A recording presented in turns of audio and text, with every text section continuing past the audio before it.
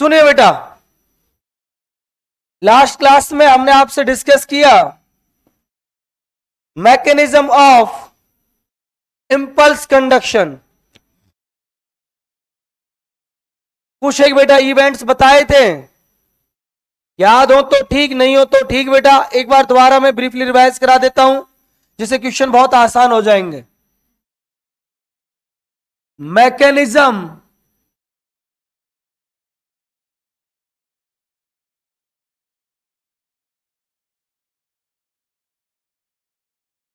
Mechanism of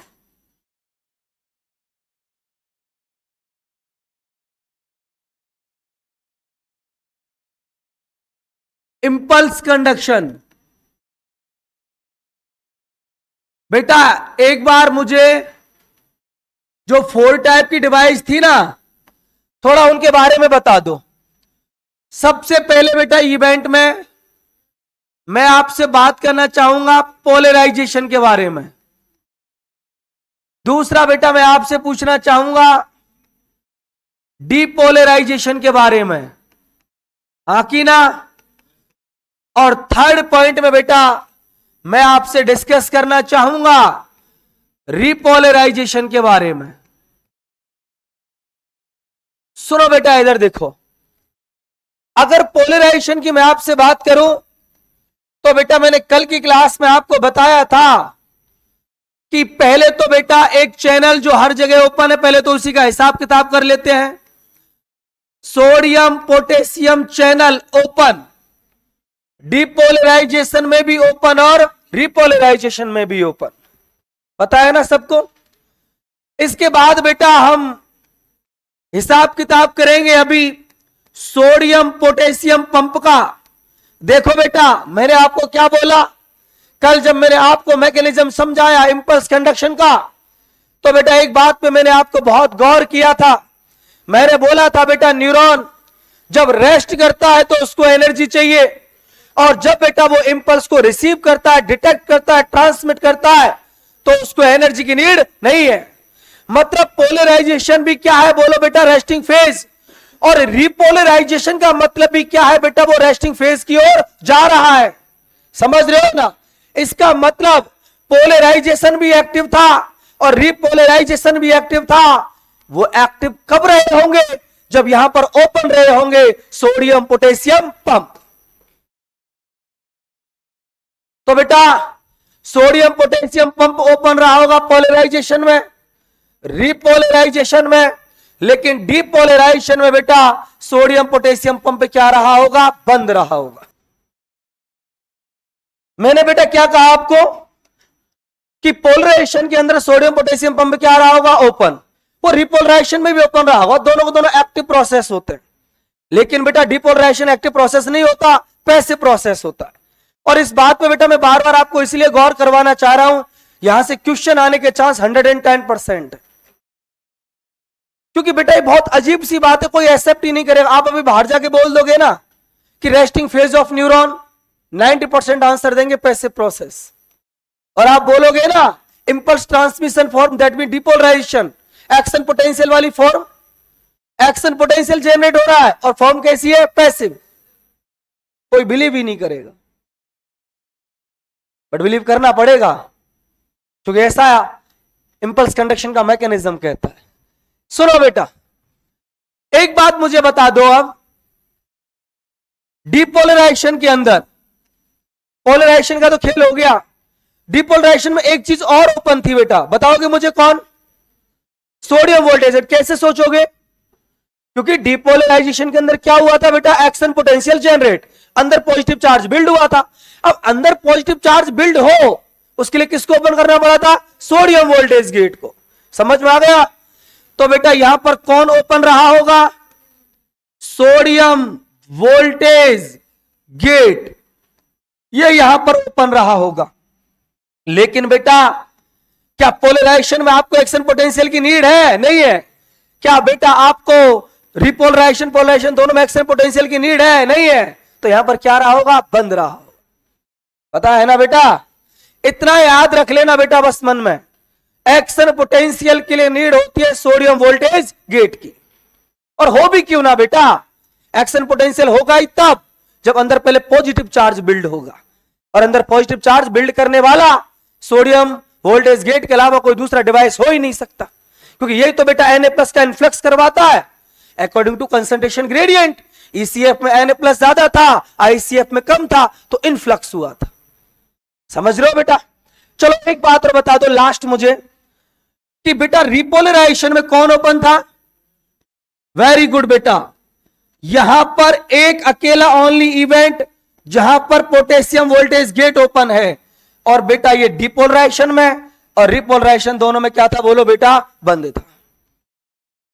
समझ में आ गया बेटा?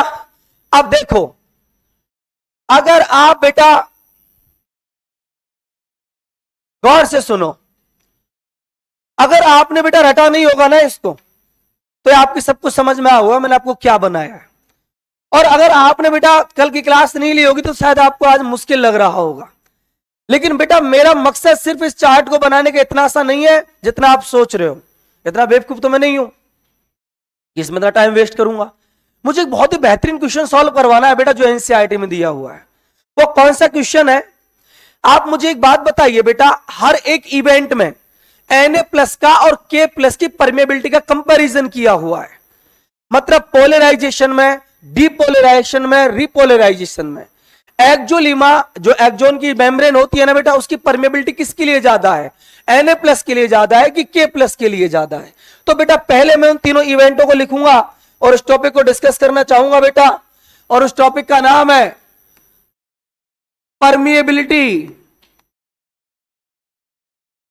ऑफ एक्जोलिमा, या बेटा एक्जोन की जो परमेबिलिटी है वो किसके लिए ज्यादा है बेटा? ध्यान से सुनिएगा बेटा, इधर तीनों इवेंट की बात करूंगा अगेन। पहली बात करूंगा बेटा पोलराइजेशन, दूसरी बात करूंगा बेटा डिपोलराइजेशन, और तीसरा बेटा इवेंट जिसकी बेटा मैं बात करने चाहूंगा आपसे, उसका नाम है बेटा रिपोलराइजेशन। चलो बेटा एक बात बता दो मुझे, पोलराइजेशन के अंदर आपको किसकी परमेबिलिटी ज्यादा लगती है? Na+ की कि K+ की? किसकी बेटा? K+ की। अच्छा कितने बच्चे Na+ के साथ जाना चाहेंगे? 1 2 3 4 बस। अच्छा K+ की क्यों लगती है? यहां से तो मैंने सुना कि ये जो पंप होता है ना बेटा, 3 Na+ को बाहर लेके जाता है,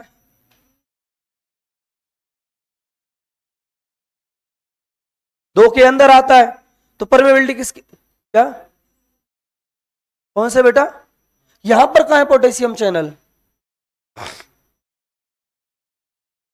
मैंने पूछा आपको पोलर, अरे तुक्का मत मारो यार, अगर पढ़ा है तो आंसर बोलो ढंग से, नहीं तो जो आपको लगता है फिर उसको देख के आंसर बोलो। पोलराइजेशन में आपको किसकी परमेबिलिटी ज्यादा लगती है? एनसीईआरटी मत देखो बेटा, मत देखो वो कॉपी वॉपी जो पढ़ाया है, मैंने बोला उसको बंद कर देना आप। सोडियम की है ना? चलो एक बार देख लेते हैं। आपने पता है क्या सोचा है कि यार इसके अंदर सोडियम पोटेशियम पंप ओपन होते हैं, है ना, जो 3 Na+ को बाहर लेके जाते हैं और 2 K+ को लेके आते हैं।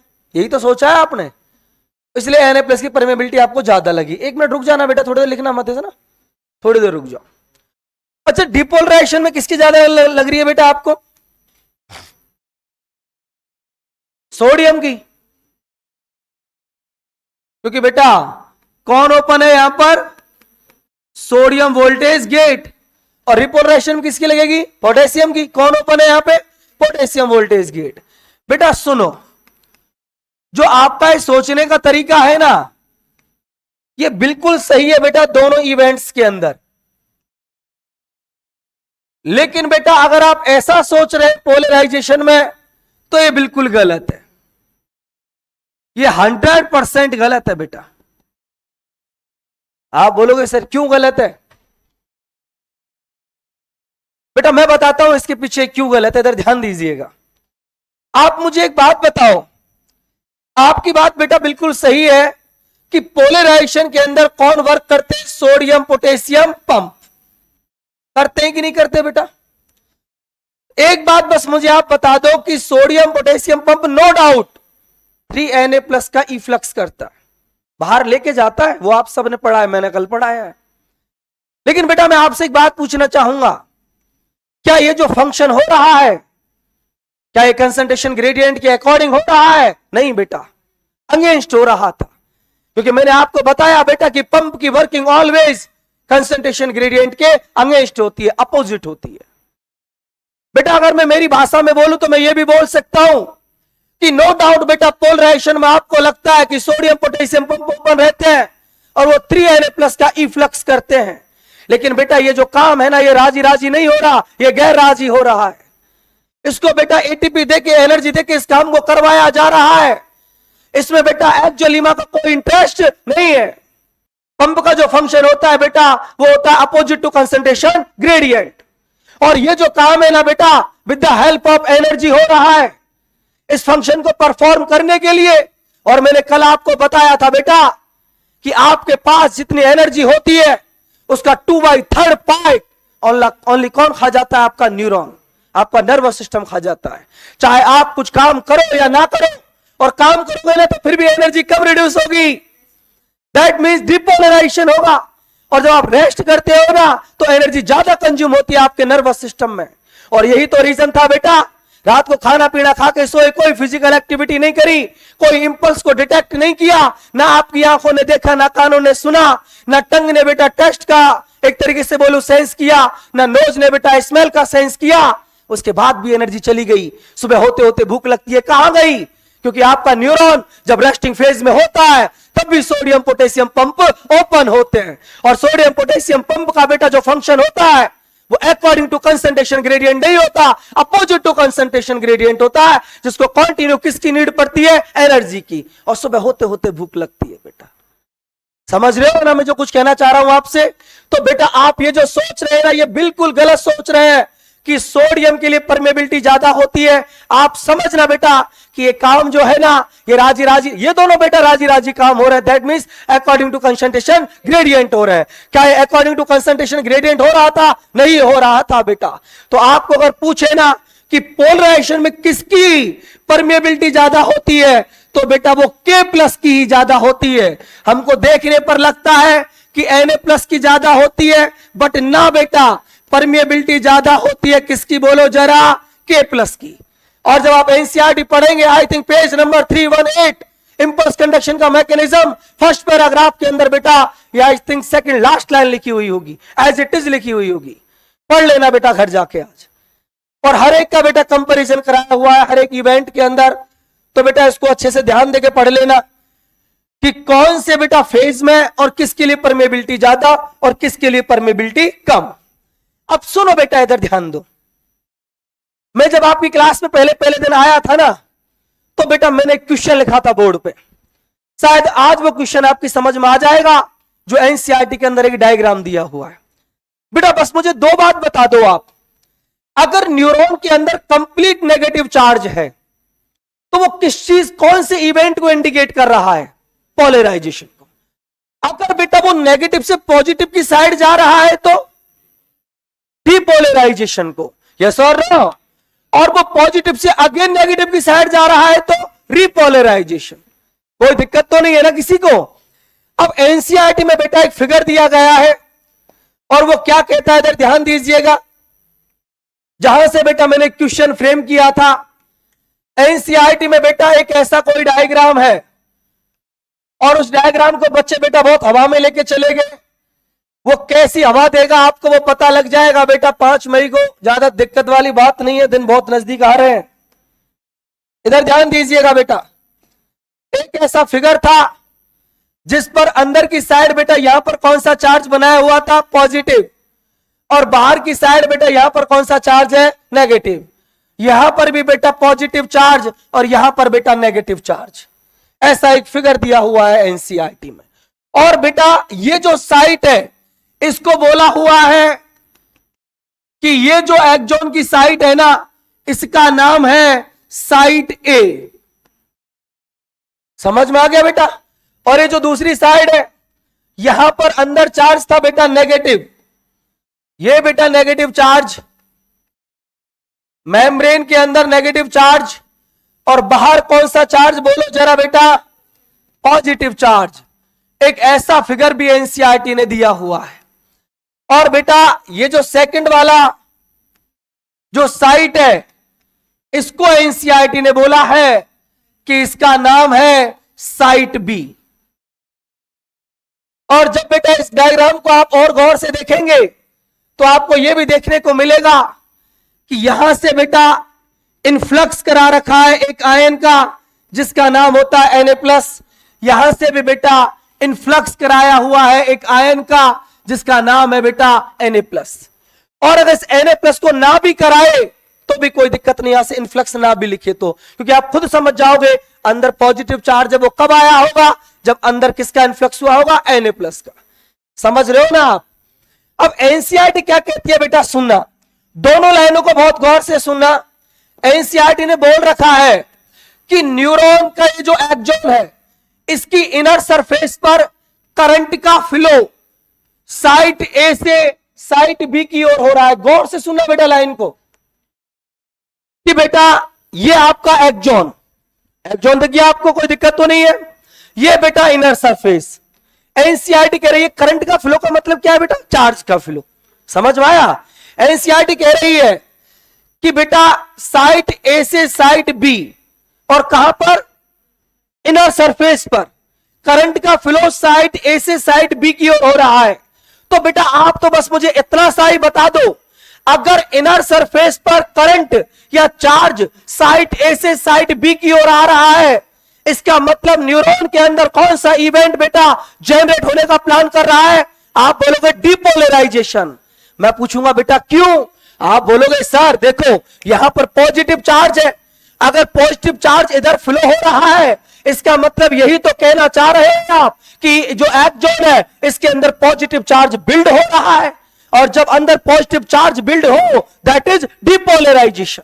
नहीं आया समझ। तो बेटा सुनना जरा, अगर मैंने ये आपको फिगर दिया और रटना नहीं, आप एक एक लाइन को बहुत गौर से सुनना।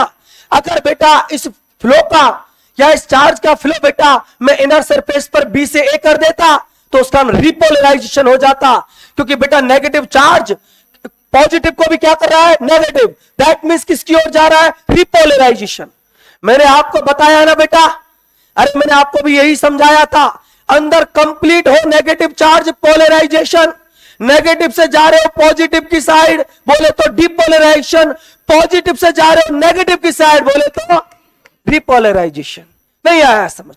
तो बेटा एक लाइन एनसीईआरटी में लिखी हुई है, ये पेज नंबर 318 जब आप देखेंगे तो बेटा ये लाइन क्या करिए, सुनना जरा, कि करंट का flow on the inner surface of axon from site A to site B. मुझे बस इतना सा बता दो कि इस इवेंट का नाम क्या है, डिपोलराइजेशन। ऐसा एनसीईआरटी में लिखा हुआ है। अब बेटा मैं क्वेश्चन ऐसे नहीं दूंगा, मैंने आपको क्वेश्चन को क्या लिखा था मैं थोड़ा सा उसको लिखने की कोशिश करूंगा।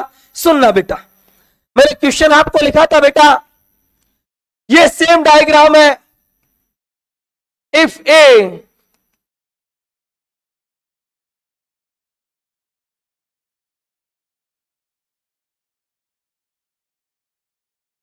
from site A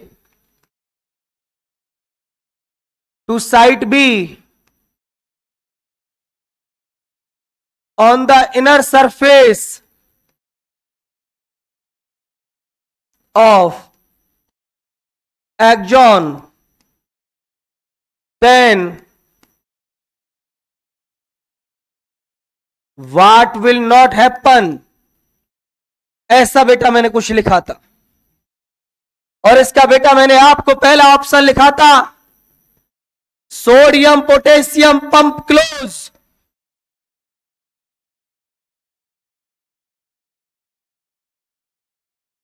second option लिखा था, sodium voltage gate open. Third event का नाम था बेटा पैसिव प्रोसेस, और बेटा फोर्थ का नाम था बेटा नन ऑफ दीज।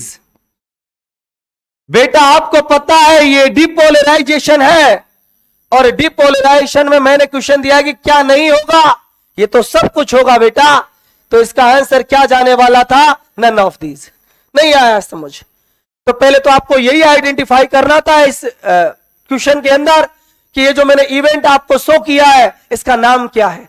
बेटा रटना नहीं, आप एक थीम अपना लो बस माइंड में, complete negative polarization, negative to positive.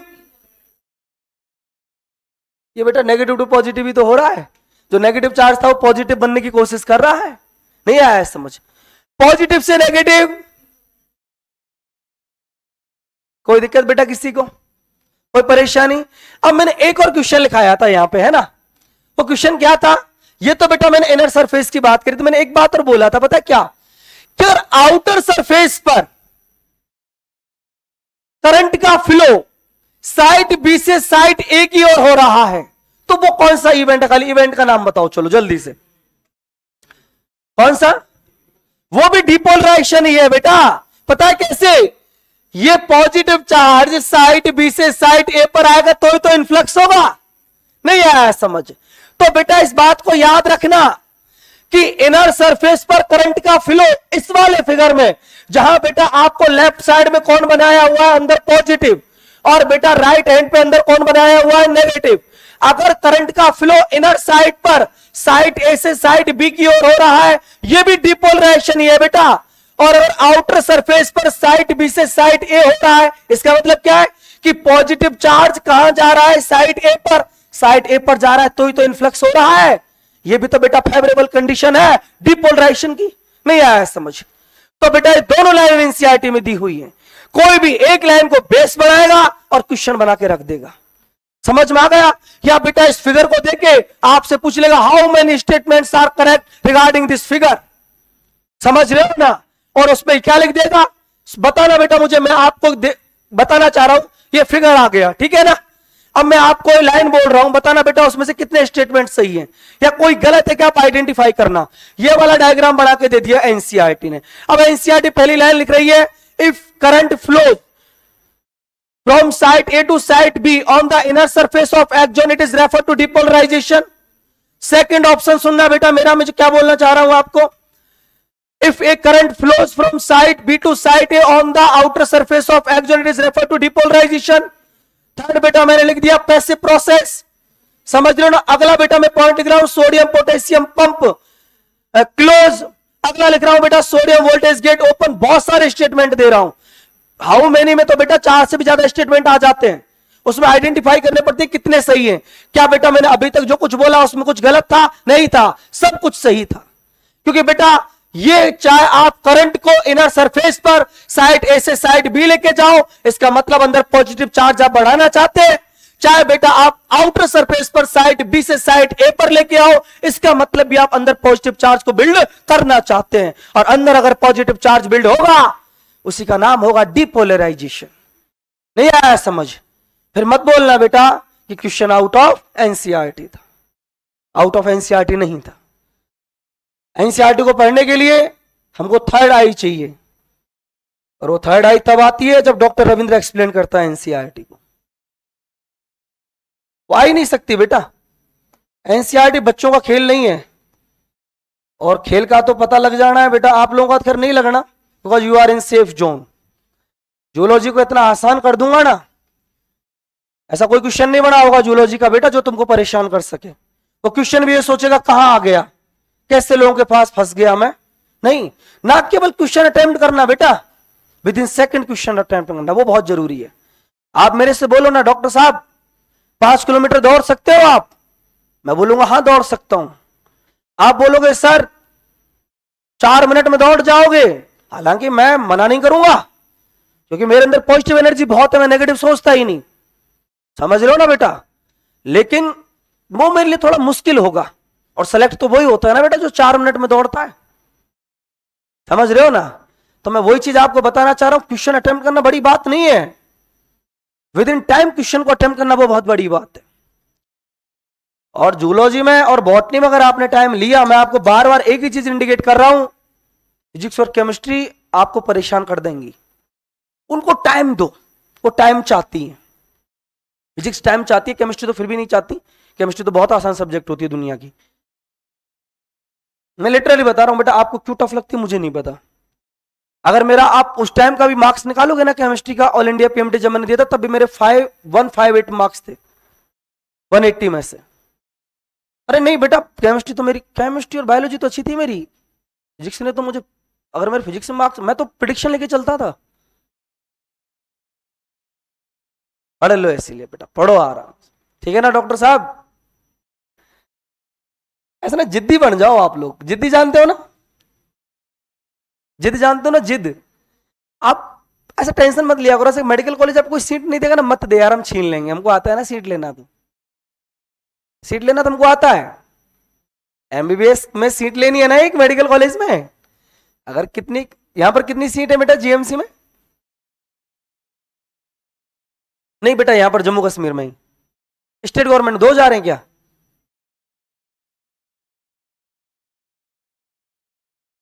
$1300, अच्छा 16 मान लो जो भी। अब आप एक चीज मत सोचा करो, पता है क्या, ऐसे एक होता है ना नेगेटिव एनर्जी, कैसे सोचते हैं पता है, अरे यार 1300 सीटें, क्या ही कुछ होगा, क्या हो गया, 1300 तो बहुत होती हैं, मुझे एक चाहिए, मुझे बस एक, और उसको तो मैं लेके रहूंगा, उसको मेरे से कोई नहीं छीन सकता। मेरी एक मेडिकल कॉलेज में सीट फिक्स है, ये सब दुनिया चाहे ना तब भी मैं उसको लेके रहूंगा। और क्या कोई मतलब नहीं हमको बेटा 1200, एक तरीके से बोलूं मैं कि उन पर कौन पहुंच रहा है, उनको कोई मतलब नहीं हमको यार, हमको बस एक चाहिए, एक, वो तो लेके रहेंगे कैसे भी मिले, ठीक है ना। राजी राजी नहीं तो गैर राजी, गैर राजी का मतलब समझ रहे हैं ना, पंप काम करता है, एक्टिव, एक्टिव का मतलब पढ़ने का दिल नहीं है तब भी पढ़ो, ये तो कंसंट्रेशन ग्रेडियंट के अपोजिट है, समझ रहे हो ना बेटा। तो ये वाला नेचर, छीनने वाला नेचर तो इसी का ही है, पंप का यार। अगर मैं देखूं ना इस मैकेनिज्म में, तो मुझे बस एक ही इंसान प्यारा लगता है, उसके नाम है सोडियम पोटेशियम पंप। देखो इतना जिद्दी है ना, न्यूरॉन रेस्ट करना चाहता है ना, तब भी उसकी एनर्जी को खा रहा है, बोले तू करता रहे रेस्ट में तो तब भी एक्टिव रहूंगा, ऐसी जिद चाहिए। और कंसंट्रेशन ग्रेडियंट के अकॉर्डिंग जो चल गया ना, उसका नाम भी होता है बेटा, पढ़ने का दिल करता है तो दुनिया पढ़ती है। एक चीज आज से अपने माइंड में अपना रहा, रविंद्र सर ने बोला था हमको कि सोडियम पोटेशियम पंप जैसा बनना है, कंसंट्रेशन ग्रेडियंट के अपोजिट भी चलना है। पढ़ने का दिल करता है तो दुनिया पढ़ती है, हम डॉक्टर साहब जब बनेंगे जब पढ़ने का दिल नहीं करे तब भी पढ़े, तो पढ़ना पड़ेगा कि डॉक्टर साहब वो बहुत आसान काम है, पढ़ो बेटा। चलो इधर देखो, यहां तक किसी बच्चे को कोई दिक्कत तो नहीं है ना बेटा, ये वाला क्वेश्चन समझ में आ गया।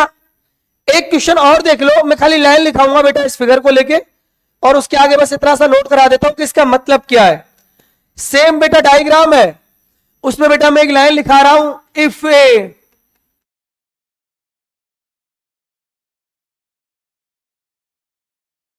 From site B to site ए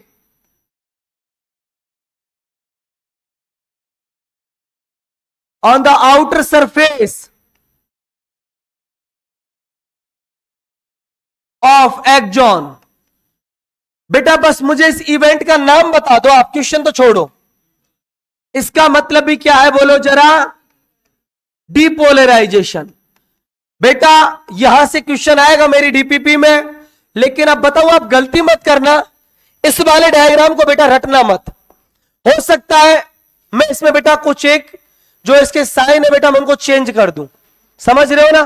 चलो फॉर एग्जांपल मैं आपको एक बात बताता हूं कि अगर बेटा मैंने इस Na+ को ऐसे अपोजिट कर दिया और इस इनर फ्लो को बेटा साइट बी से साइट ए की साइड कर दिया, तो कौन सा इवेंट है, अरे कौन सा इवेंट है, इसको बेटा फ्लो मैंने ऐसे कर दिया, कौन सा इवेंट है ये, रिपोलराइजेशन। मतलब पहले पॉजिटिव था, अभी क्या होना चाह रहा है, नेगेटिव। दैट मींस बेटा कौन सा इवेंट हुआ, रिपोलराइजेशन। अब रिपोलराइजेशन में कौन ओपन था कौन क्लोज था, आप बेटा बहुत अच्छे तरीके से जानते हैं। बेटा एक बात सुनना जरा, इधर देखो कि बेटा मैंने आपको क्या बोला था कल की क्लास में, इधर ध्यान दो, उस वाले पॉइंट पे मैं अगेन आना चाहूंगा। मैंने कहा था बेटा जर्नलिज्म -70 मिलीवोल्ट आपको पोटेंशियल मिल जाता है ना, तो उस पर आके बेटा कौन बंद हो जाते हैं? Sodium voltage gate, sorry potassium voltage gate. Repolarization में एक्टिव थे ना बेटा। लेकिन सम टाइम क्या होता है बेटा, ये जो पोटेशियम वोल्टेज गेट होते हैं ये लॉन्ग टर्म के लिए ओपन रह जाते हैं। अगर ये लॉन्ग टर्म के लिए ओपन रह गया, इसका मतलब क्या होगा? K प्लस बहुत ज्यादा ICF से कहा जाएगा ECF में, और ये जो नेगेटिव चार्ज है ये -70 से भी ऊपर चला जाता है और इसकी वैल्यू हो जाती है -80 से -90, और उसका नाम होता है हाइपर पोलराइजेशन। हाइपर पोलराइजेशन कुछ और नहीं था बेटा, उसके अंदर जो पोटेशियम वोल्टेज गेट है ना, ये लॉन्ग ड्यूरेशन के लिए ओपन रह गए, और अगर ये लॉन्ग ड्यूरेशन के लिए ओपन रह गए, इसका मतलब अंदर का जो नेगेटिव चार्ज है वो -70 से बढ़ के -80 और -90 तक हो जाता है। उस कंडीशन का नाम होता है हाइपर पोलराइजेशन। समझ रहे हो बेटा? चलो मैं इसको आगे लिखा देता हूं इस जगह पे, और न्यूरॉन की मैकेनिज्म को बेटा कंप्लीट करता हूं। इधर ध्यान दीजिएगा बेटा, हाइपर पोलराइजेशन ये कुछ अलग से नहीं है बेटा।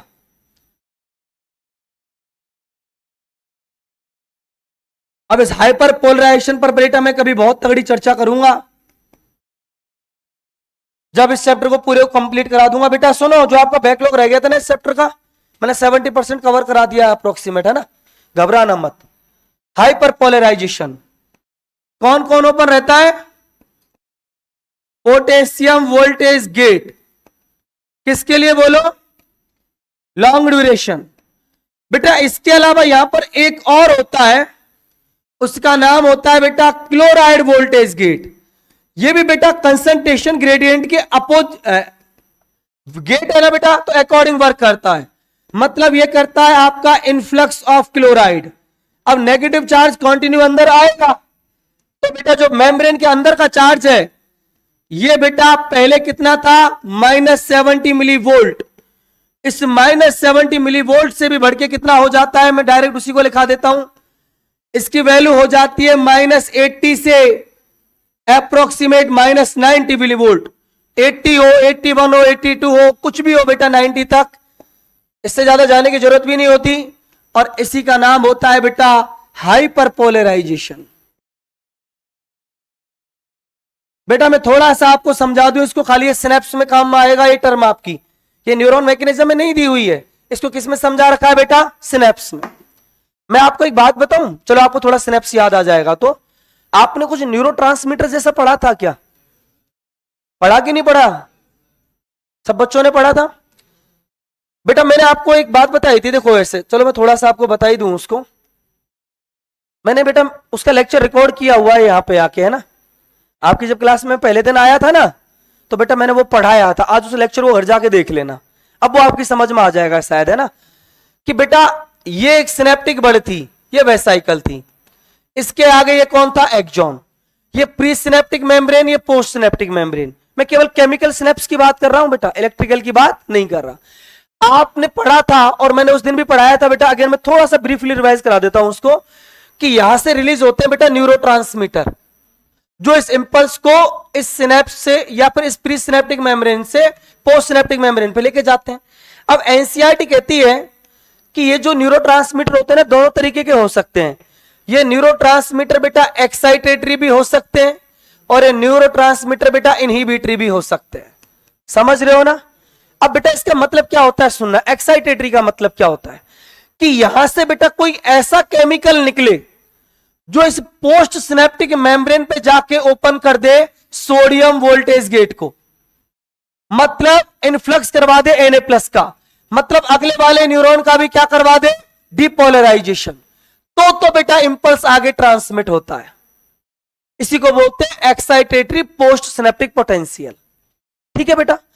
अगर यहां से कोई केमिकल निकला, अगर बेटा वो इनहिबिटरी है, तो वो यहां पर बेटा सोडियम वोल्टेज गेट को ओपन नहीं करता, वो यहां पर ओपन करता है पोटेशियम वोल्टेज गेट को, वो यहां पर ओपन करता है क्लोराइड वोल्टेज गेट को। अगर ये ओपन हो गए ना, तो ये जो आगे वाला न्यूरॉन है ना बेटा, इसका क्या हो जाना है? Hyperpolarization. और हाइपर पोलराइजेशन का मतलब होता है बेटा, पोलराइजेशन मतलब होता है रेस्ट, और बेटा हाइपर पोलराइजेशन का मतलब होता है बहुत ज्यादा रेस्ट। मतलब इंपल्स यहीं की यहीं पर रुक जाएगा। अब इंपल्स आगे जाएगा ही नहीं। इसका नाम होता है हाइपर पोलराइजेशन। तो एनसीईआरटी में सिनेप्स में जो आपको एक्साइटेटरी पोटेंशियल दिया हुआ है, ये इनहिबिटरी पोटेंशियल दिया हुआ है, ये एक्साइटेटरी पोटेंशियल यही तो कहता है कि यहां से ऐसा न्यूरोट्रांसमीटर निकले जो पोस्ट सिनेप्टिक मेम्ब्रेन का डीपोलराइजेशन करवा दे, तो इंपल्स आगे जाएगा। उसी का नाम होता है एक्साइटेटरी। समझ रहे हो ना बेटा? और अगर यहां से निकला इनहिबिटरी, तो बेटा वो पोस्ट सिनेप्टिक मेम्ब्रेन पर हाइपर पोलराइजेशन करवा देगा और इंपल्स यहीं पर रुक जाएगा। फॉर एग्जाम्पल सुनो बेटा, मैं थोड़ा प्रैक्टिकली आपको समझाऊं इसको। ऐसा होता कब है वैसे? इधर ध्यान दो, इधर ध्यान दीजिएगा बेटा। सुनो डॉक्टर साहब, तो खैर आप बन जाओगे ना, तो एक कॉन्सेप्ट सिखाता हूं। देखो बेटा, मान लो ये आपका बेटा हैंड था, है ना? ऐसा मान लो आप थोड़ी देर के लिए। आपका हो गया एक्सीडेंट, ये वाला एरिया आपका खत्म हो गया या इंजरी हो गई बहुत ज्यादा। अब डॉक्टर साहब ने बोला कि इंजरी बहुत ज्यादा है, सुचरिंग होगी, टाके लगेंगे या भाई साहब। आप बोले ना ना डॉक्टर साहब, दर्द होगा, मुझे पेन होगा, है ना? अब सर्जरी तो करनी है ना। तो डॉक्टर साहब क्या करते हैं बेटा? आपको यहां पर इंजेक्शन लगाते हैं तरह तरह के ना। पता वो इंजेक्शन कुछ नहीं होते, वो पता है क्या करवाते? वो इंजेक्शन जो होते हैं ना बेटा, वो ऐसे न्यूरोट्रांसमीटर रिलीज करवाते हैं इन जगह पे, जिनसे कौन रिलीज होते हैं बोलो? जैसे ऐसे न्यूरोट्रांसमीटर करवाते हैं जिनसे बेटा इनहिबिटरी जिनका नेचर हो। इनहिबिटरी में पता है, मैंने आपको बताए थे 3 होते हैं। एक का तो नाम होता है बेटा गाबा, एक का नाम होता है बेटा डोपामाइन, और एक का नाम होता है बेटा सेरोटोनिन। इन तीनों में से कोई भी हो सकता है, उसको बेटा वो रिलीज करवाते हैं। अब क्या होगा सुनो जरा, इस एरिया के जितने भी न्यूरॉन है ना बेटा, जितने भी न्यूरॉन है इस एरिया के, यहां पर जितने भी न्यूरॉन प्रेजेंट हैं, यहां बेटा इस एरिया में जितने भी न्यूरॉन हैं, इन सारे के सारे न्यूरॉनों का बेटा ये क्या करवा देते हैं? Hyperpolarization. समझ रहे हो ना? अब यहां पर जो न्यूरॉन है वो इंपल्स को रिसीव तो कर रहा है, लेकिन इसके आसपास वाले जितने भी न्यूरॉन है वो क्या हो चुके हैं? Hyper polarise. वो इंपल्स को बेटा आगे सीएनएस तक पहुंचने ही नहीं देते। जब सीएनएस तक पहुंचने ही नहीं देंगे तो इंफॉर्मेशन सेंटर तो यही है आपका। तो बेटा आपको सेंस ही नहीं होता कि मेरे को कोई क्या कर रहा है क्या नहीं कर रहा। समझ रहे हो ना? तो बेटा वो हाइपर पोलराइजेशन ही होता है, जहां पर इंपल्स को बेटा हम शॉर्ट टाइम के लिए रोक देते हैं। समझ रहे हो ना? जो इंपल्स ट्रांसमिशन है ना बेटा, कंडक्शन, उसको हम लोग शॉर्ट टाइम के, परमानेंट नहीं बेटा, वो तो पैरालिसिस हो जाएगा, शॉर्ट टाइम के लिए रोक देते हैं। उसी का नाम होता है हाइपर पोलराइजेशन। समझ में आ गया? अब बेटा जो आप लोग सुट्टा वुट्टा खींचते हो ना, अरे खींचा होगा तो रोज लगाते हो तो नहीं, चलो कोई बात ना बेटा, फिर भी मैं बता दूं ये क्या करता है, यही काम तो करते हैं ये। इनमें क्या रहता है? निकोटीन रहता है। तो इनिशियल स्टेज में तो आपके न्यूरॉन को डिपोलराइज करता है, तुरंत करता है डिपोलराइज। तो आपको ऐसा लगता है बहुत तेज काम कर रहा है दिमाग, क्योंकि वो हर एक इंपल्स को रिसीव करता है। अरे निकोटीन जो होता है ना बेटा इनिशियल स्टेज में, वो क्या करवाते हैं? डिपोलराइजेशन। तो आपका ऐसा दिमाग काम करता है खतरनाक वाला, बोले सर मजा आ जाता है 2 सुट्टा लगाने के बाद पढ़ने में। आएगा बेटा, लेकिन ज्यादा देर के लिए नहीं आएगा, थोड़ी सी देर के लिए आएगा। उसके बाद क्या होता है? Hyperpolarization. पढ़ ले। क्यों? डॉक्टर साहब नहीं बनना, क्या हो जाएगा डॉक्टर बन के? अरे बेटा अच्छी लाइफ होती है डॉक्टर की, आप डॉक्टर हो ना सर, आपने क्या कर लिया? सर ऑडी है आपके पास में? नहीं सर मेरे पास भी नहीं है। दैट मीन्स बोलते हैं ना बेटा मोह माया से दूर, हाइपर पोलराइजेशन। कुछ भी कह लो फर्क ही नहीं पड़ना। मैं क्या आपको बोल रहा हूं पता है? अगर कोई न्यूरॉन पोलराइज है ना बेटा, उसको इंपल्स दिया जा सकता है। ऐसे समझ लो सोते हुए को जगाया जा सकता है, लेकिन जो बेहोश पड़ा है उसको जगाया नहीं जा सकता। अगर न्यूरॉन रेस्ट कर रहा है ना बेटा, तो वो इंपल्स को डिटेक्ट भी कर सकता है, रिसीव भी कर सकता है, ट्रांसमिट भी कर सकता है। अगर वो पोलराइज है तो, अगर वो हाइपर पोलराइज है ना, उसको आपका कोई भी इंपल्स पसंद नहीं आएगा। बोले जाग जा पढ़ ले। क्यों जागना भाई? है सोने में जो मजा है वो कहीं है किसी जिंदगी में? अरे पैसा वैसा कमाना है, डॉक्टर वॉक्टर बनना है, जॉब वॉब देखनी है अच्छी, तू ही बन लेना अंबानी, मुझे नहीं बनना, मैं खुश हूं। ये ऐसे थॉट्स आते हैं। आप सोच रहे होंगे सर ये बहुत बेकार चीज है ना। ना ना, ये बेकार नहीं है बेटा। जब आप एमबीबीएस करोगे ना, सुनो ना डॉक्टर साहब, ये बहुत काम की चीज है बेटा, लेकिन मैंने क्या बोला, हर एक चीज की एक लिमिट होती है। ये बेटा वो चीज है जो आपको डिप्रेस नहीं होने देती। एक होता है एसिटाइल कोलिन, ये होता है न्यूरोट्रांसमीटर, और ये होते हैं न्यूरो इनहिबिटर। ये दोनों ही बॉडी में जरूरी है बेटा। मैं बताऊं क्यों, सुनो। ये तो वो चीज है, पता है, चिल मार रहे यार, छोड़ यार, ये वो है। जैसे आपको किसी ने बोला ना, अरे यार कल तो मास्टर फोड़ेगा यार, उसने ऐसा ऐसा बोला है, मतलब टेंशन आ रही है ना। अब उस समय अगर आप ऐसा बोल रहे हो, पता है कैसा, छोड़ रहे यार, चिल मारना यार, होगा जो देखा जाएगा, भाड़ में जाने दे। दैट मीन्स हाइपरपोलराइजेशन, ये रिलीज हो रहे हैं। और पता है, किसी ने आपको बोला यार वो मास्टर ने पूछा है कल क्वेश्चंस करेगा, अरे यार क्या दिमाग खराब करता है, जिंदगी नरक बना दी यार उसने यार, है जब देखते तो बकवास करता रहता है, ये परेशान कर रहा है, वो परेशान कर रहा है, रोज पढ़ो, यहां जाओ वहां जाओ। दैट मीन्स कॉन्टिन्यू न्यूरॉन क्या हो रहा है, डिपोलराइज हो रहा है। तभी तो बार बार इंपल्स को रिसीव कर रहा है, डिटेक्ट कर रहा है। समझ रहे हो ना बेटा।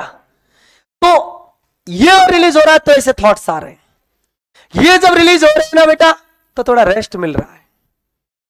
जैसे मान लो फॉर एग्जाम्पल, आपकी लाइफ में कोई ऐसी इंसिडेंस हो गई है जो आपकी लाइफ के अकॉर्डिंग फेवरेबल नहीं है। अब आप उसको बार बार रिकॉल कर रहे हो, यार उसने मेरे को ऐसा क्यों बोल दिया यार, उसको ऐसा नहीं बोलना चाहिए था यार, बार बार इंपल्स आ रहा है। इसका मतलब आपका न्यूरॉन कंटिन्यू डिपोलराइज हो रहा है, ये रेस्पॉन्सिबल है न्यूरोट्रांसमीटर।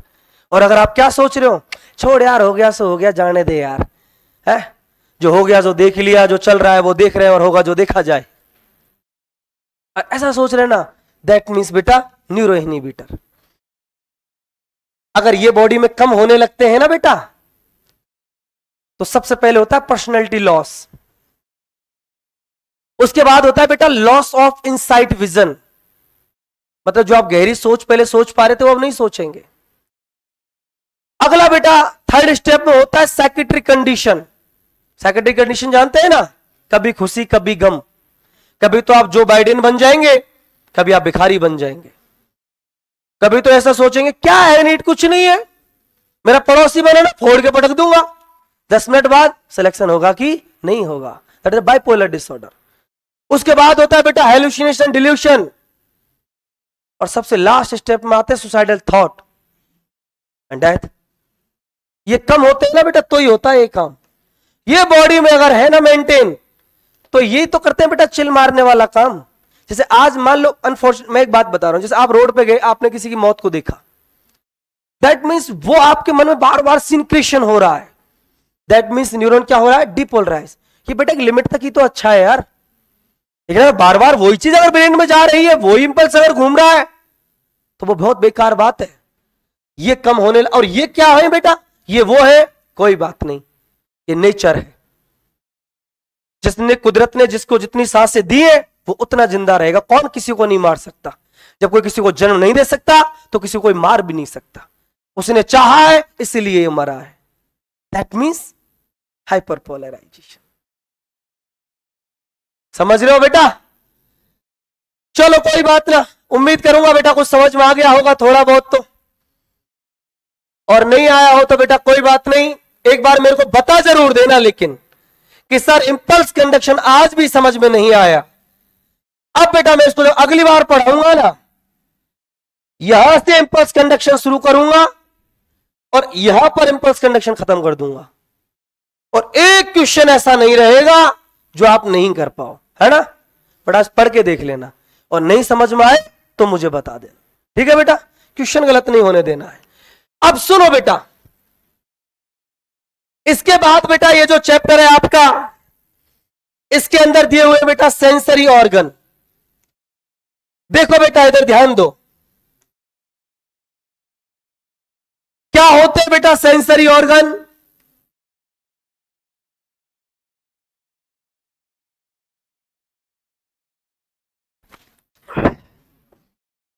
अगर बेटा मैं आपसे सेंसरी ऑर्गन की बात करूं तो बेटा आपको समझ में आ गया वर्ड से कि बेटा सेंसरी ऑर्गन उनको बोलते हैं जो इंपल्स को, या बेटा बोलूं मैं आप लोगों से, स्टिमुलेशन को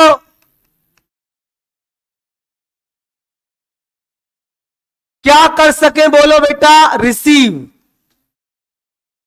उसी का नाम क्या होता है, बोलो जरा, सेंसरी ऑर्गन।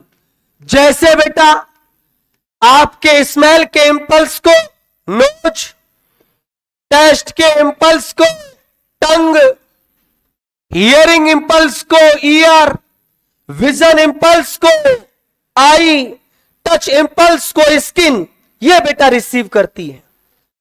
अब बेटा आपको सबको पता है कि ये पावर तो किसके पास में होती है, इंपल्स को रिसीव करने की न्यूरॉन के पास में। इसका मतलब सेंसरी ऑर्गन के अंदर भी क्या पाए जाते होंगे, न्यूरॉन। लेकिन बेटा इनके अंदर जो न्यूरॉन पाए जाते हैं ना, वो कौन से वाले न्यूरॉन पाए जाते होंगे, सेंसरी न्यूरॉन। मोस्टली बेटा सेंसरी न्यूरॉन्स होंगे। तभी तो बेटा इंपल्स को कहां तक पहुंचा रहे, ब्रेन तक। समझ में आ गया बेटा? सेंसरी ऑर्गन उन्हीं को बोलते हैं जो इंपल्स को, स्टिमुलेशन को रिसीव करके कहां तक पहुंचाते हैं, ब्रेन तक। समझ में आ गया? वहां पर बेटा उस फंक्शन का क्या होता है, एनालिसिस होता है। जैसे बेटा फॉर एग्जांपल मैंने अभी आपको बताया, मैं सबको अगेन बहुत डिटेल में एक्सप्लेन करूंगा। फॉर एग्जांपल मैं अगेन बोल रहा हूं, जैसे बेटा स्मेल का सेंस है, नोज के थ्रू जा रहा है, तो नोज कौन है, आपका सेंसरी ऑर्गन है। टेस्ट का बेटा टंग के थ्रू जा रहा है, मतलब टंग आपका सेंसरी ऑर्गन है। विजन का बेटा आईज के थ्रू जा रहा है, आई आपका सेंसरी ऑर्गन है। हियरिंग का बेटा ईयर के थ्रू जा रहा है, तो ईयर आपका सेंसरी ऑर्गन है। टच है, टेम्परेचर है, ये बेटा स्किन के थ्रू जा रहा है, स्किन आपका सेंसरी ऑर्गन है। समझ रहे हो बेटा आप? अब मुझे क्या करना है बेटा, सबको पढ़ाना है बेटा मुझे आपको इस चैप्टर में, लेकिन दो के बारे में बेटा मैं बहुत डिटेल से चर्चा करूंगा, और उसमें है बेटा एक सेंसरी ऑर्गन जिसको मैं अभी आपको पढ़ाने जा रहा हूं, उसका नाम है, बोलो बेटा कौन, आई। इसको देख लेते हैं बेटा कि क्या होता है आई। इधर ध्यान दो बेटा, अगर मैं आपसे आई की बात करूं तो आपको ज्यादा कुछ तो इसके बारे में अभी तक नहीं पता, लेकिन एक बात जरूर पता है कि आई जो है ना सर, हमने अभी सुना है कि आई भी एक कौन सा ऑर्गन है, सेंसरी ऑर्गन है। और आई का अगर सेंस देखे, इसका फंक्शन देखे, तो इसका जो काम होता है सर, वो होता है विजन। अब मन में एक सवाल यह आता है, सर ऐसा आई के पास में क्या होता है जिससे विजन का फंक्शन करा देती है इतना इजीली? तो सुनिएगा बेटा, मैं बेटा अगर पूरा आई का आपको कंक्लूजन बताऊं तो आई क्या करती है, सुनना। आई के पास में आती है बेटा आपकी लाइट एनर्जी। कौन सी एनर्जी बेटा, लाइट एनर्जी। और आई क्या करती है बेटा, इस लाइट एनर्जी को कन्वर्ट कर देती है कौन सी एनर्जी में, बोलो बेटा, केमिकल एनर्जी में।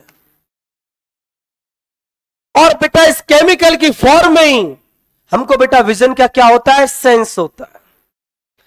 अब आप सोच रहे होंगे सर ऐसा आई के पास में क्या है कि जिससे आई इस लाइट एनर्जी को और केमिकल एनर्जी में कन्वर्ट कर दे।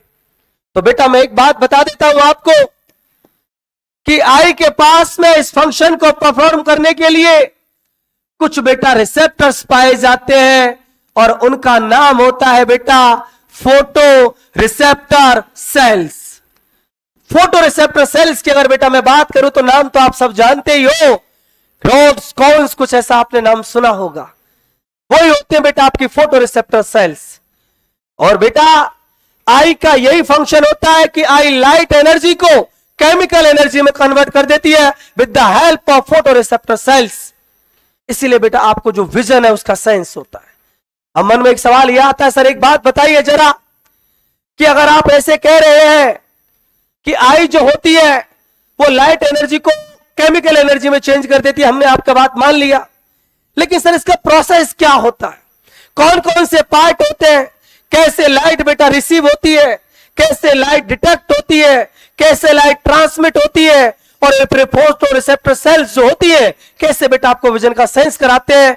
इसको समझने के लिए हमको पढ़ना पड़ेगा बेटा पहले आई का स्ट्रक्चर, आई होती कैसी है। लेकिन उससे पहले बेटा मैं आपको एक बात बता देता हूं, और उसका नाम है बेटा आई की पोजीशन। अगर बेटा मैं आपको आई की पोजीशन बताऊं तो आप सब जानते हो बेटा आई प्रेजेंट होती है स्कल में, और स्कल की बेटा कौन सी बोन? Facial bone. और फेशियल बोन के अंदर बेटा एक और बोन जो आपने पढ़ी होगी जिसका नाम होता है बेटा लैक्राइमल। सुना है ना बेटा नाम ऐसा कुछ? ये जो लैक्राइमल बोन होती है बेटा, इसी की बेटा एक सॉकेट होती है। और लैक्राइमल बोन की जो सॉकेट होती है उनको आप लोग सब जानते हो, उनका नाम होता है बेटा आई ऑर्बिट। और आई ऑर्बिट के अंदर कौन सिचुएटेड रहती है? बोलो बेटा जरा। आई। इस ऑर्बिट के अंदर एनसीईआरटी, जब बेटा ये वाला आप चैप्टर पढ़ोगे तो एनसीईआरटी ने डायरेक्ट लिखा हुआ है कि स्कल की एक सॉकेट जिसका नाम होता है ऑर्बिट, इसी के अंदर कौन प्रेजेंट होती है बेटा? आई प्रेजेंट होती है। समझ में आ गया? अब सुनो बेटा, अगर मैं आपको आई का स्ट्रक्चर बताऊं, इधर ध्यान दीजिएगा बेटा। आई का अगर बेटा मैं आपको स्ट्रक्चर डिस्कस करूं तो मैंने आपको बेटा एक बात बताया था कि क्रेनियल मेनिंजेस होती है ना बेटा तीन, ड्यूरामेटर, एरेक्नोइड, कौन? पायामेटर। ये मेनिंजेस बेटा मॉडिफाइड होके किसका फॉर्मेशन करती है? आई की बेटा किसका? लेयर का। जैसे बेटा 3 टाइप की क्रेनियल मेनिंजेस होती है ना, ऐसे 3 टाइप की बेटा आई की कौन होती है? लेयर होती है। उसमें एक होती है स्क्लेरा, एक होती है कॉरॉइड, और एक का नाम क्या होता है बेटा? रेटिना। सुनो बेटा जरा देखो इधर, अगर मैं आपको आई के स्ट्रक्चर बताऊं, पूरा ध्यान बेटा बोर्ड पे रखना, बहुत प्यारा टॉपिक है, हद से ज्यादा प्यारा टॉपिक है। ये बेटा आई जो है, ये मैंने सबसे इसकी आउटर लेयर बना दी आई की। और ये आई की बेटा जो सबसे आउटर लेयर होती है, इस लेयर का नाम होता है बेटा स्क्लेरा।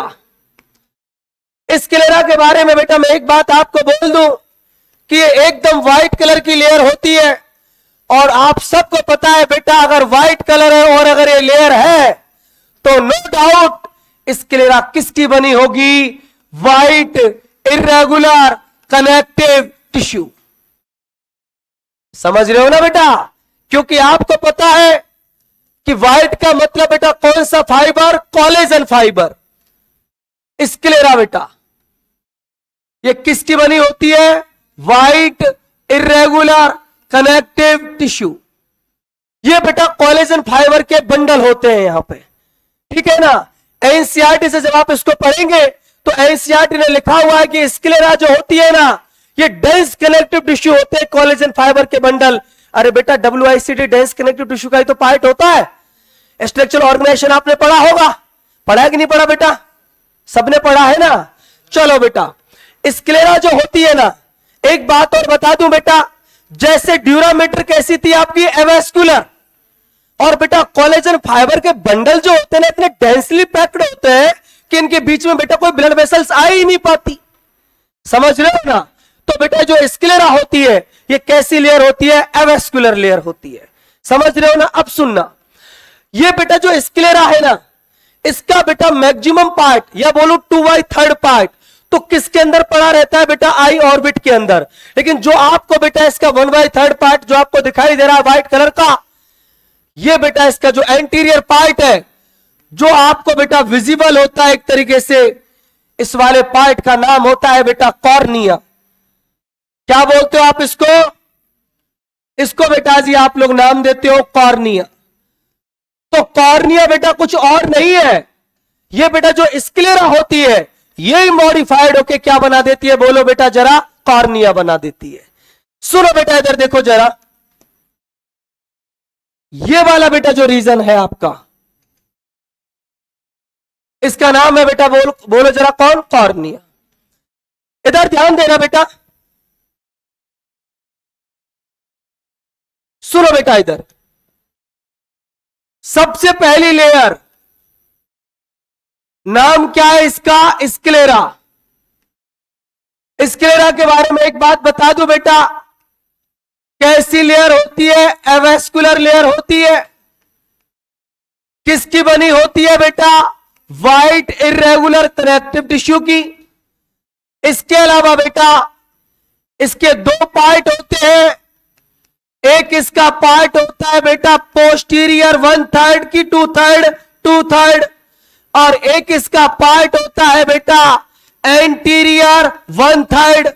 एंटीरियर 1/3 जो पार्ट होता है उसका नाम होता है बेटा कॉर्निया। जब स्क्लेरा बेटा, इधर ध्यान दीजिएगा, जब स्क्लेरा बेटा व्हाइट कलर की है तो कॉर्निया भी कैसे कलर की होगी? व्हाइट कलर की होगी। यस और नो?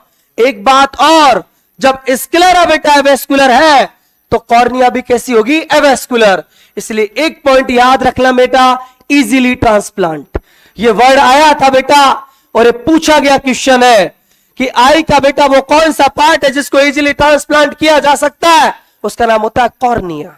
इसको आसानी से चेंज कर रहे थे, कोई दिक्कत नहीं आती। पता है क्यों? ब्लड वेसल्स तो है नहीं। जब ब्लड वेसल्स नहीं हो तो ना लिम्फोसाइट होगी ना मैक्रोफेज होगी, इम्यून सिस्टम भी नहीं होगा, तो बेटा कोई अपोज करने वाला रहेगा ही नहीं। समझ रहे हो ना? तो बेटा ये जो स्ट्रक्चर है इसका नाम क्या है बोलो जरा? स्क्लेरा। इससे बेटा आप समझ जाना कि WICT का मतलब है बेटा कि जो कोलेजन फाइबर होता है, इस कोलेजन फाइबर के बेटा क्या है बोलो जरा? ये बंडल। बोलो बेटा, कोई दिक्कत किसी को स्क्लेरा के अंदर? अब सुनना बेटा, एनसीईआरटी आगे क्या कह रही है आपसे? एनसीईआरटी कह रही है कि जो स्क्लेरा होता है ना, इसके नीचे सेकंड लेयर प्रेजेंट होती है। किसकी बोलो बेटा? आई की। और ये जो सेकंड लेयर है आई की, इसको एनसीईआरटी ने नाम दिया है बेटा कॉरोइड। क्या नाम दिया है बेटा एनसीईआरटी ने इसको? कॉरोइड। सुनो बेटा, कॉरोइड के बारे में एनसीईआरटी क्या कह रही है? कॉरोइड के बारे में एनसीईआरटी कहती है कि कॉरोइड जो होती है ना, एक तो ब्लू कलर की लेयर होती है, और बेटा स्क्लेरा जितनी एवेस्कुलर होती है, कॉरोइड उतनी ज्यादा हाईली वेस्कुलर होती है। और बेटा वो कॉरोइड ही होती है जो स्क्लेरा को भी ब्लड सप्लाई करेगी और नीचे बेटा किसको भी ब्लड सप्लाई करेगी? रेटिना को। समझ रहे हो ना? अब बेटा गौर से सुनना, एनसीईआरटी के अंदर क्या क्या लिखा हुआ है इस कॉरोइड को लेके। सबसे पहली बात तो एनसीईआरटी के अंदर बेटा यही लिखी हुई है जो मैं आपको एक्सप्लेन कर रहा हूं अभी। इधर ध्यान दीजिए बेटा, ये बेटा आपकी कॉरोइड। सुनो बेटा,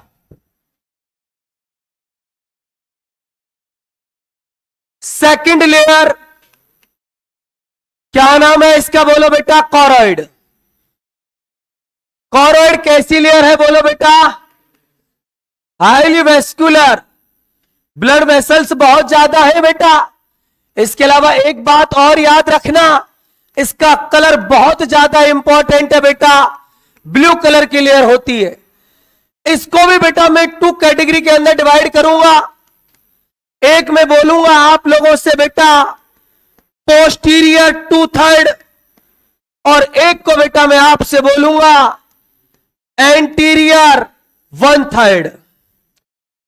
एनसीईआरटी कह रही है कि पोस्टीरियर जो 2/3 पार्ट होता है कॉरोइड का, वो बेटा थिन होता है, और एंटीरियर बेटा जो 1/3 पार्ट होता है वो थिन नहीं होता, वो कैसा होता है? थिक होता है।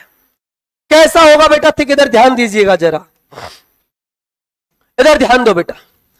ये कॉरोइड क्या करती है? ये कॉरोइड बेटा जब एंटीरियर साइड में मूव करती है ना, कौन बेटा? कॉरोइड। तो कैसे थिक होती है बेटा? ध्यान दीजिएगा इधर, ये बेटा कॉरोइड। कॉरोइड जब बेटा एंटीरियर साइड में से मूव करती है तो पहली बेटा यहां पर इससे एक थिक स्ट्रक्चर निकलती है इस तरीके से बेटा, और ये थिक स्ट्रक्चर बेटा जो यहां से निकल रही है इसका नाम होता है बेटा सीलियरी बॉडी। क्या नाम है बेटा इसका? पूरा ध्यान बेटा बोर्ड पे रखना, एक भी कॉन्सेप्ट गायब नहीं होना चाहिए। ये जो स्ट्रक्चर है बेटा इसका नाम होता है सीलियरी बॉडी। अब जो सीलियरी बॉडी होती है ना बेटा, इससे बेटा कुछ स्पेसिफिक टाइप के लिगामेंट निकले रहते हैं ऐसे, और बेटा ये जो लिगामेंट होते हैं ना, इनका नाम होता है बेटा सस्पेंसरी लिगामेंट। और इन सस्पेंसरी लिगामेंट्स के बिल्कुल बेटा सेंटर में एक जिलेटिनियस, एक क्रिस्टलाइन बाई कॉन्वेक्स स्ट्रक्चर पाई जाती है, और ये जो स्ट्रक्चर होती है बेटा, इसी का नाम होता है, बोलो जरा कौन? लेंस। सुनो बेटा, इधर ध्यान दीजिएगा। ये जो स्ट्रक्चर है इसका नाम है बेटा सीलियरी बॉडी।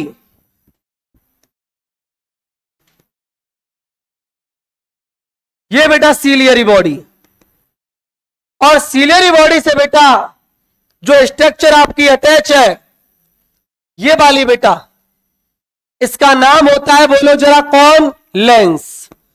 और लेंस बेटा जिन लिगामेंट से अटैच होता है उनका नाम होता है बेटा कौन से लिगामेंट? बोलो जरा।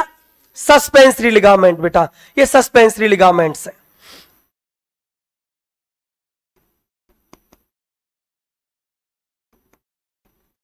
क्या नाम है बोलो बेटा इनका जरा? Suspensory ligaments. इतना समझ में आया बेटा? अब सुनो इधर बेटा जी, अगला बेटा क्या होता है, जब थोड़ा सा बेटा और आगे की साइड में मूव होता है, कौन? बोलो ना जरा बेटा, कौन? कॉरोइड। तो आगे जाके बेटा ये फिर कन्वर्ट हो जाता है एक स्ट्रक्चर में, और ये जो स्ट्रक्चर होती है बेटा, इनका नाम होता है आइरिस। क्या नाम होता है बेटा इनका? आइरिस।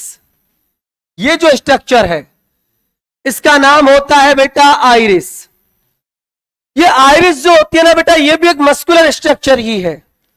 अब बेटा मैं इन दोनों को बहुत डिटेल में आपको पढ़ाऊंगा, इनके अंदर क्या क्या प्रेजेंट होता है, क्यों आए, कहां से आए, पूरा एनसीईआरटी कवर करेंगे, और जितने बेटा पीवाई क्यों उनको कवर करेंगे। अभी आप अगेन बेटा बैक स्लाइड पे आ जाओ कि पोस्टीरियर बेटा जो पार्ट है, जो थिक पार्ट है, ये कितने पार्ट के अंदर बेटा डिवाइड हो जाता है? बोलो जरा 2। एक तो बेटा इसका जो मॉडिफिकेशन होता है उसका नाम होता है बेटा कौन सी बॉडी? Ciliary body. और दूसरा बेटा जो इसका पार्ट होता है उसका नाम होता है, बोलो जरा कौन? आइरिस। आइरिस के बारे में और सीलियरी बॉडी बारीक के बारे में बेटा, इन दोनों के बारे में मैं आपसे डिटेल में भी डिस्कस करूंगा। थोड़ा सा इसको तो डिस्कस कर ही लूं मैं, है ना। सुनो बेटा, एक एक को मुझे एक्सप्लेन करना है। पहले मैं सीलियरी बॉडी की आपसे बात कर लेता हूं। बेटा इधर ध्यान दो, सीलियरी बॉडी। बेटा एक बात बोलूं मैं सीलियरी बॉडी के बारे में आपसे, कि सीलियरी बॉडी बेटा दोनों टाइप की स्ट्रक्चर होती है। सीलियरी बॉडी बेटा आपकी मस्कुलर भी होती है, और सीलियरी बॉडी बेटा कैसी भी होती है? ग्लैंडुलर भी होती है। मतलब इसमें ग्लैंड भी प्रेजेंट होती है बेटा, है ना। अरे आपने नाम सुना होगा विट्रस ह्यूमर वगैरह, वो कैसे बनेगा मैं बताऊंगा बेटा। सुनो, मस्कुलर स्ट्रक्चर कैसी बेटा, इधर ध्यान दीजिएगा सारे बच्चे, कि बेटा ये मैंने आपको एक सीलियरी बॉडी बना दी, ये बेटा एक सीलियरी बॉडी, और ये भी बेटा मैंने एक सीलियरी बॉडी को आपको ड्रॉ कर दिया। सुनो बेटा, बेटा ध्यान से सुन लो, 2 मिनट रुक जाओ। यहां पर बेटा ये मैंने बना दिया आपके सस्पेंसरी लिगामेंट, और इनसे बेटा मैंने किसको ऐड कर दिया? लेंस को।